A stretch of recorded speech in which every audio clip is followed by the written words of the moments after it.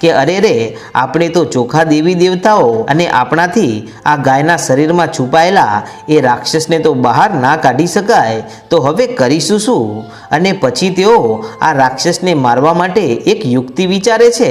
અને એક શક્તિ સ્વરૂપી એક દેવીને પ્રગટ કરવાનો વિચાર કરે છે। અને એ સમયે નવદુર્ગાઓ ભેગી મળી અને પોતાના શરીરના અંગમાંથી મેલ ઉતારે છે અને એ મેલની એક નાની પૂતળી બનાવે છે અને પછી પ્રથમ તેમાં પ્રાણ પૂર્યા અને પછી એ દેવીઓએ પોતાની શક્તિઓ અને વિદ્યાઓ આપી અને પોતાના શસ્ત્રો આપી અને દૈત્યને મારવા માટે આદેશ કર્યો। અને ત્યારે આ પૂતળી નવદુર્ગાના કહેવા મુજબ આ રાક્ષસ જોડે યુદ્ધ કરવા માટે પોતે નીચે ઉતરે છે અને ત્યારે એ દૈત્ય ગાયના શવમાં છુપાઈ અને બેઠો હોય છે।